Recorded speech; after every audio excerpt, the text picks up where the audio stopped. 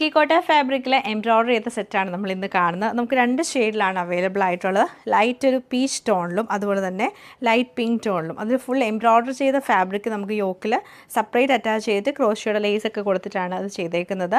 Bottom നമുക്ക് cotton ബോട്ടവും അതുപോലെ തന്നെ ദുപ്പട്ട വരുമ്പോൾ സെയിം ഈ ഒരു സിൽക്കി കോട്ട ഫാബ്രിക്കിലാണ് വരുന്നത്.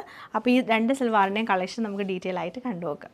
ഈ സൽവാറിൻ്റെ പാറ്റേൺ വന്നേക്കുന്നത് ലൈറ്റ് പിങ്ക് ടോണിൽ വന്നിട്ട് നമുക്ക് സെൻറ്ററിൽ പാനൽ പോലെ ക്രോഷ്യയുടെ ലേസ് കൊടുത്തിട്ട് യോക്കിലേക്കാണ് എംബ്രോയ്ഡറി ഫാബ്രിക്കും ക്രോഷ്യ ലേസും കൂടെ വരുന്നത്. ഇങ്ങനെ ക്രോഷ്യയുടെ ലേസാണ് കൊടുത്തേക്കുന്നത്. സൈഡിൽ നമുക്ക് സെയിം സിൽക്കി കോട്ട ഫാബ്രിക്കിൽ തന്നെ ബോർഡറും ക്രോഷ്യ ലേസും കൊടുത്തിട്ടാണ് നമുക്ക് സ്ലീവ് ചെയ്തേക്കുന്നത്. നല്ല രസമായിട്ടുള്ള ഒരു സൽവാർ സെറ്റാണിത്.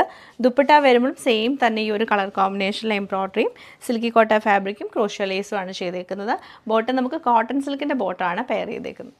സെയിം പാറ്റേൺ പീച്ച് ടോണിലാണ് ഈ സെറ്റ് വരുന്നത്. ഇങ്ങനെയാണ് ടോപ്പിൻ്റെ പാറ്റേൺ വന്നേക്കുന്നത്. ഇതിൽ നമുക്ക് പാനലില്ല, നെക്ക് ലൈൻ മാത്രമാണ് ഇങ്ങനെ ചെയ്തേക്കുന്നത് യോക്കിലേക്ക് പോർഷൻ. അതുപോലെ സൈഡിൽ നമുക്ക് സ്ലീവിൻ്റെ വരുമ്പോഴത്തേക്ക് സൈഡിൽ ഒരു ബോർഡർ കൊടുത്തിട്ട് 2 ടൈപ്പ് ക്രോഷ്യയുടെ ലേസാണ് ഇതിൽ ചെയ്തേക്കുന്നത്. ബാക്ക് സൈഡ് പ്ലെയിൻ ആയിട്ട് തന്നെയായിരിക്കും വരുന്നത്. ദുപ്പട്ട വരുമ്പോൾ നമ്മൾ നേരത്തെ കണ്ട ഒരു പാറ്റേൺ തന്നെ 2 സൈഡിലും നമുക്ക് എംബ്രോയ്ഡറി ചെയ്ത ബോർഡറും ക്രോഷ്യ ലേസും വരും. ബോട്ടം കോട്ടൺ സിൽക്കിൻ്റെ ബോട്ടം തന്നെയാണ് പെയർ ചെയ്തേക്കുന്നത്.